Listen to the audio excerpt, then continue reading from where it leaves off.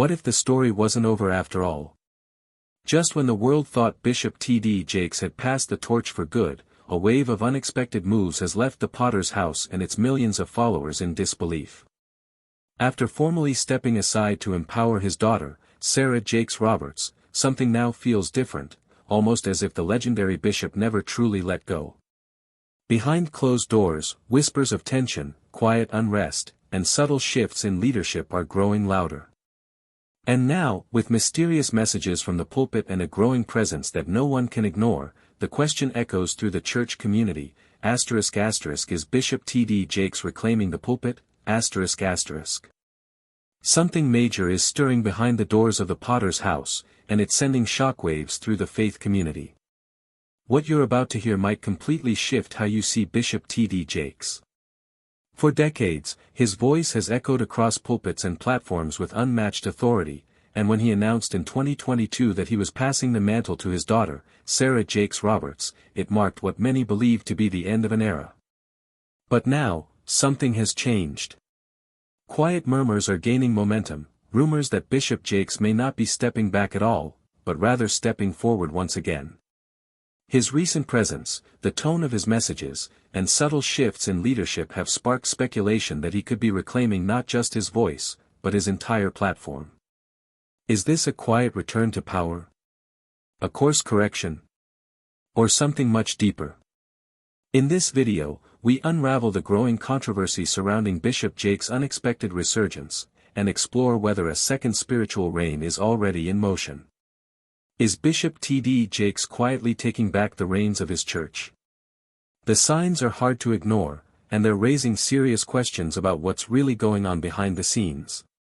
In this video, we're unpacking the recent chain of events that has stirred speculation across the religious world. From whispers of tension within the Jakes family legacy to subtle but pointed messages embedded in Bishop Jakes' latest sermons, something deeper appears to be unfolding. Private meetings, insider reports, and shocking behind-the-scenes chatter suggest a power shift that could dramatically reshape the future of the Potter's house. Could the generational handoff to Sarah Jakes Roberts be more complicated than it seemed? What's being said in private may change everything we thought we knew about this spiritual empire, and the legacy it's built on. This is where things start to get interesting, so have a seat. Bishop T.D. Jakes' 2022 announcement that he was resigning and giving his daughter control was viewed as a significant moment of empowerment and legacy. There was emotion in the Potter's house. In a ceremony widely praised on social media, Sarah Jakes Roberts, who is renowned for her unadulterated genuineness and youthful anointing, accepted her father's spiritual legacy. Bishop Jakes' prayer over her was captured on video and went viral. This was historic, not merely symbolic. Here's what many missed, though. Bishop Jake never explicitly stated that he was leaving the Potter's home or resigning from ministry. In actuality, Bishop Jake remained in the background, exercising crucial control over the church's vision, leadership style, and financial choices, even as Sarah took center stage in some areas, including Sunday services and women's evolution. Now, insiders say that things took an odd turn in late 2024, and what appeared to be a passing of the torch may have simply been a brief repositioning. Several guests and church employees reported that Bishop Jake started to subtly reappear more frequently, not only in sermons but also in private leadership meetings. Reports began to circulate that he was making employment decisions, requesting oversight on important administrative decisions, and requesting information on ministry departments. Was this always a part of a larger plan, or was the transfer ever finished? They don't want you to know the surprising part, though. According to a number of sources, church leadership was never changed legally or structurally. Some claim that Bishop Jake never truly left, and he still retains all of the important powers behind the scenes. The church community cheered when Sarah Jake Roberts took the lead because she was youthful, energetic, and incredibly relatable. With sermons that spoke to the broken, the rejected, and the next generation of believers, she invigorated the stage. Her voice was audible outside the church as well. It reverberated on YouTube, podcasts, conferences, and social media sites. Thousands of women attended her events and hung on to her every word as the Woman Evolved movement took off. However, behind the scenes, things weren't always easy as her stardom grew. Some old Potter's House members started to feel disconnected, despite the fact that many praised Sarah's openness and her capacity to relate to Gen Z and millennials. Bishop Jake had been their spiritual father for years, a strong prophetic voice who spoke with authority and biblical depth. Some members claimed to feel spiritually undernourished as a result of Sarah's more conversational and therapeutic preaching approach. She was criticized both inside and publicly for being too shallow, too trendy, and too soft to support a legacy as large as the Potter's House. Others silently wondered if the church's early spiritual underpinnings were being jeopardized by the move toward culture-driven ministry. The dispute followed. A number of minor but contentious alterations were made to the Potter's home around the beginning of 2025. According to reports, a number of longtime pastoral staff members were fired or resigned. Worship sessions started to feel more contemporary, almost like concerts, which led to discussions on social media over whether worship or entertainment was more important. Perhaps most significantly, Sarah Jakes Roberts openly acknowledged in a sermon that she was still undergoing her own healing process. A statement that sparked discussions over pastoral leadership and spiritual preparedness. According to church insiders, Bishop Jake and other officials became uneasy about these changes. One unnamed source close to the ministry claims that Bishop Jake started to voice concerns that the Potter's House's initial vision was eroding. He apparently started to attend planning sessions that he had previously avoided and made remarks about going back to the basics. The tension really started to build at this point. According to sources, a silent rift developed, with some elders and employees supporting Sarah's contemporary perspective while others stuck to Bishop Jake's more conventional management approach. The setting was even compared as a spiritual tug-of-war. Bishop Jake appeared on stage unexpectedly, preaching with fire as if he had never left, just when it seemed like things couldn't be any more confusing. However, what caused that comeback? And was it the start of a change back or a one-time event? When Bishop T.D. Jakes abruptly assumed the pulpit at a Sunday service at the Potter's House in the spring of 2025, without warning or official justification, churchgoers and online followers were taken aback. The sight of the renowned bishop approaching the stage sent shockwaves across the sanctuary for those who had come anticipating a sermon by Sarah Jakes Roberts or another scheduled speaker. The audience burst out. Phones emerged. The number of live streams increased. He had not just returned. He was ablaze. However, the return wasn't the only thing that got people talking. It was his nonverbal communication. Bishop Jake made a loud proclamation at the start of that sermon. The home will eventually need to be raised and re-anchored since everything else will collapse if the foundation trembles. Some interpreted this as a potent metaphor for the wider church or the status of the world. However, many people, particularly those who had been closely monitoring the leadership change, thought this was a covert message, a coded call-out, a subdued but audacious declaration that something was amiss in his own home, the Potter's home. Bishop Jake made several statements throughout the sermon that ignited social media. We have become overconfident in our cuteness. It's not necessarily anointed just because it's popular. Even when the sheep believe they don't need the shepherd, he never deserts them. Let's take a moment to think. These specific phrases were spoken with remarkable fervor and appeared to directly address the manner and substance of how ministry was changing under his daughter's leadership, even though Bishop Jake has always been lyrical and metaphorical. Many longtime viewers could see the subtext even though he never explicitly stated Sarah's name. It was more than a sermon. It was a declaration. The debate then arose: was Bishop Jake addressing a more general spiritual problem in the church, or was he discreetly and openly correcting his daughter? In the same week, a video clip of his sermon went popular on Instagram and TikTok, with viewers dissecting every word, gesture, and scriptural allusion. A flurry of speculation broke out. Had he returned? Was this an act of power?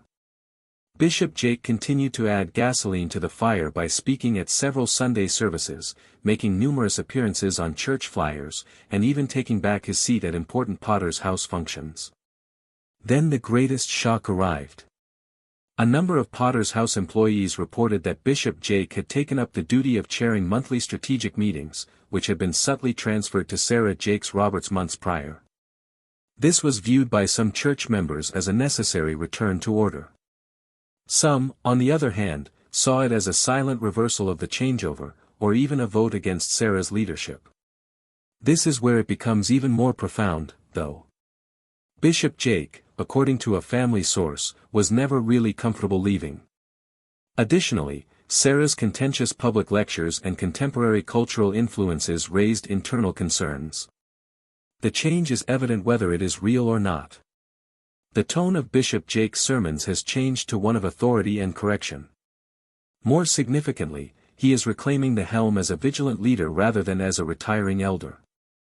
Insiders claim that although the public celebrated Bishop T.D. Jake's return with excitement and admiration, things weren't quite as happy behind the scenes, particularly among the Jake family.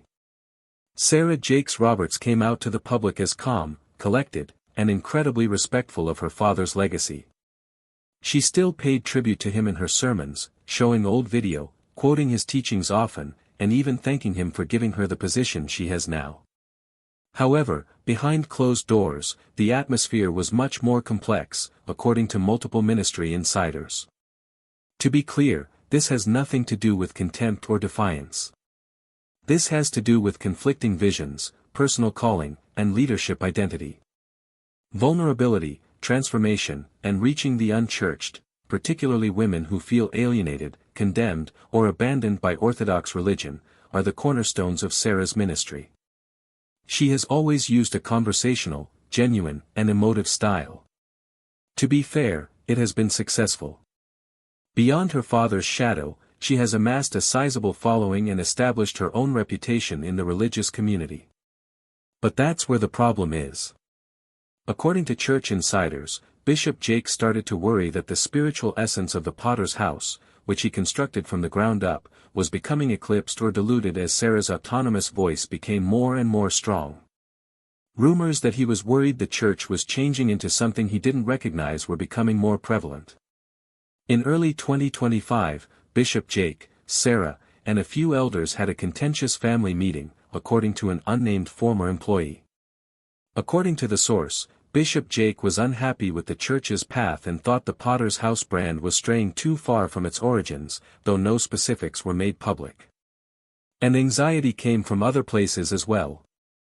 According to reports, several senior church members and longtime financial contributors have started to withdraw their support because they are unclear about the new leadership style. That financial strain might have been a major factor in Bishop Jake's decision to get involved again. This is where things start to change. Sarah allegedly intended to turn Woman Evolve into a full-fledged independent church endeavor, complete with its own worship services, team, and pastoral staff, according to a disclosed source associated with the Jakes family's media team. The goal was to help the Potter's House while simultaneously producing something unique. However, the same source claims that Bishop Jake closed it down internally rather than publicly due to issues with spiritual accountability, theological clarity, and brand confusion. The two, father and daughter, reportedly fell silent for weeks before Sarah changed her mind and decided to preserve Women Evolve as a conference and platform instead of starting a separate religion. Let's be fair now. This might just be two visionary leaders negotiating the inherent conflicts between transition and legacy. However, the audience is beginning to notice that it hits differently when those leaders are family. Social media users have started to remark on how chilly some of Sarah's conversations with her father now seem. One recent clip in which Bishop Jake gently interrupted Sarah in the course of a joint sermon became dissected online with viewers wondering, changed into that only a shaggy dog story or changed into that a power play? And at the same time as each preserved to show respect for each different publicly, the question stays, is this still a peaceful transition of power or a quiet non-secular tug-of-war among generations? And in that case, which route will the Potter's House actually cross? As rumors swirl approximately Bishop Jake reasserting his management, the effect is not just being felt in the pulpit, it's being felt in the pews. And no longer just in Dallas, Texas, in which the Potter's residence is based, but throughout the worldwide Christian network that has long viewed the Jake circle of relatives as spiritual royalty. So, what's really happening within the church walls? According to more than one members and assets near the congregation, the mood is burdened and in a few cases deeply divided. Some members are relieved and even pleased to look Bishop Jake returning to a greater hands-on function. For them, he represents a deep prophetic authority that they agree with has been missing. These long-status churchgoers, a lot of whom have followed him for decades, see his management as non-negotiable. They view him as a non-secular father who is aware of how to steer the ship through storms. One church member reportedly said, "Whilst Bishop Jake preaches, something inside the surroundings shifts. I love Sarah, however she speaks from an area of ache. He speaks from electricity, however no longer every person shares that sentiment." More youthful attendees, especially people who connected with Sarah's modern, prone, and emotionally honest ministry style, are starting to sense alienated. For them, Sarah wasn't just a preacher. She became a reflecting their struggles, doubts, and imperfections in a manner that felt secure. Her sermons frequently communicate approximately remedy, trauma, identity, and recuperation. All matters many current believers crave in an international of chaos. One younger lady on TikTok who often posts content from the Potter's House voiced problem. It looks like Sarah become finally giving us something clean, something actual. Now it feels like we are being pulled lower back into the antique system, and these differences are displaying up online, too. Social media comment sections beneath Potter's House clips have grown to be quiet battlegrounds, with one facet praising Bishop Jake's return to authority and the alternative protecting Sarah's evolution of ministry. Complete response videos and podcast episodes are stoning up, dissecting the anxiety with headlines like, "Is the church equipped for Bishop Jake's 2.0? Did Sarah move too a long way? The Potter's residents break up? Truth or fiction?" And beyond simply churchgoers, pastors, and church leaders throughout denominations are paying close interest. Why? Due to the fact this isn't always pretty much a father and daughter. It's approximately a generational disaster in the church. We are watching a dwelling instance of a much large problem. What happens whilst a modern-day emotionally wise approach to ministry collides with a conventional authoritative model? What happens whilst legacy and innovation don't completely align? Many pastors today are dealing with the identical inner war, looking to bypass the torch without losing the flame. And Bishop Jake, whether or not intentionally or now not, has come to be an image of that conflict. His re-emergence is forcing church buildings to rethink how transitions are treated and whether or not churches can sincerely evolve without battle. And right here's something the general public don't know. Numerous outstanding black pastors have reportedly reached out privately to Bishop Jake, both in assist or warning, concerned that the general public dynamic between him and Sarah may want to set a harmful precedent for ministry handovers. This isn't pretty much ego. This is about legacy renovation, religious stewardship, and the fragile dynamics of public ministry. And possibly the most important difficulty, the congregation, the lifeblood of the church, is stuck in the middle. Some are thinking if they are witnessing the unraveling of a ministry they've cherished for years. Others are hopeful this tug-of-war will in the long run produce a more potent, united vision. However both manner, the anxiety is not behind the scenes. It's proper there in the messages, in the leadership shifts, in the body language, and inside the silence among moments that was filled with harmony.